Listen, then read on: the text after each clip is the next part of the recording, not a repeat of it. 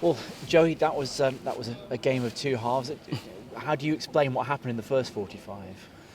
Um, really, there's a challenge. We did set plays this morning, and Connor Taylor's crashed into Jed Ward, literally the last set play of the morning. Wide free kick, crosses in, Jed comes out for it, and Connor Taylor absolutely flattens him.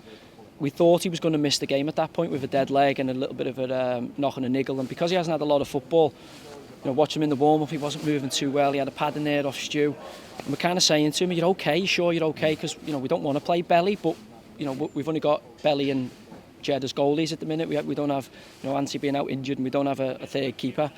So we're saying to him, do you want to play or not? He decides he wants to play and he feels fine, a little bit of painkillers and he's going to play.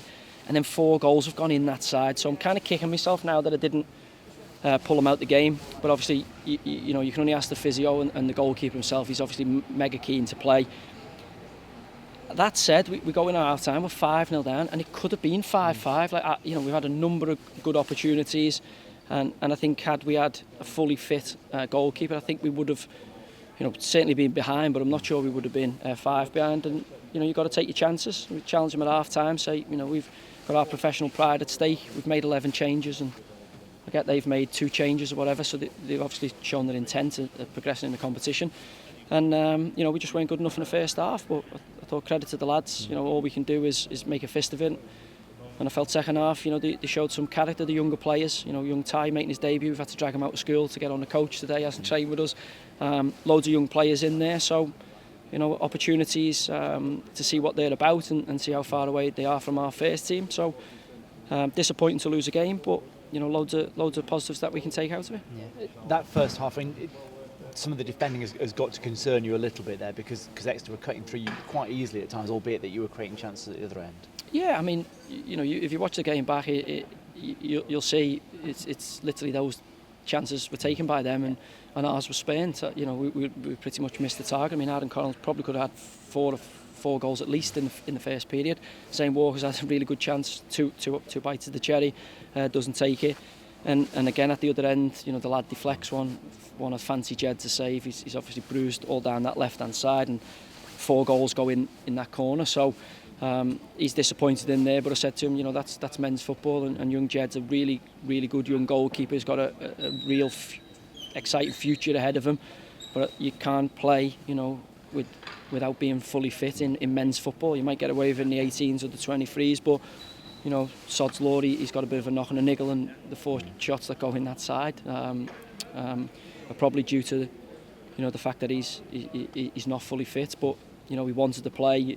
He's had all the medical people around him. He's had opportunity not to play, but he says he's good enough to play, and I think he'll be disappointed. He's certainly disappointed in there. But again, I thought the rest of the lads, the character they've shown to keep fighting, and almost made a cup tie out of it after being dead and buried at half time. So what did you say at half time? Were you ever tempted to bring on some of the senior players, or was it really sending them back out there to go and put right what went wrong? No, it was. I told them at half time I wouldn't be making a substitute. I said, look, we're not making a substitute. Obviously, we've got every single first team player rested up tonight.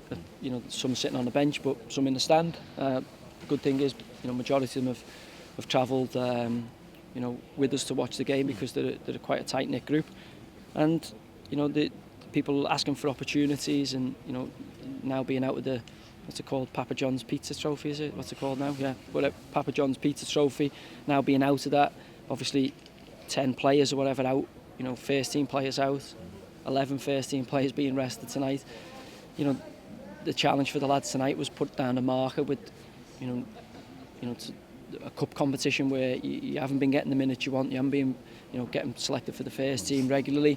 Tonight was an opportunity for lads to showcase what they could do, and there is positives to take out of it, believe it or not. There was obviously some hurt and scared moments, but that's what you expect when you put such a young team out and make the changes we've made. If we were playing in the FA Cup, as we was Sunday, it'd have been a completely different lineup. But this competition is an opportunity for us to look at, the kind of younger players in the younger group, and to see, how far or close they are to our first team. That's what I've always used the competition for in the past, and this season has been no different. Yeah, you mentioned Tyrone, obviously Ryan Jones making his first start as well, and at 5-0 at the break, it would be very easy for their heads to drop, and I thought all of them came out and gave everything they had in that second half.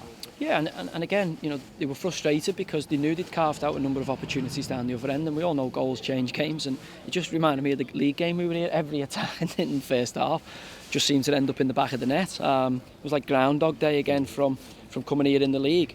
But you've got to take your chances. We've had as good, if not better, chances than them in the first period, 4 or 5 of them, and we haven't taken them. You could have gone into half-time 5-4, and then they obviously come out second half, and I thought we were much improved second half, but the damage was done. Yeah, and fair play to Ryan. You only scored 1 senior goal, your first time, and he took it very well.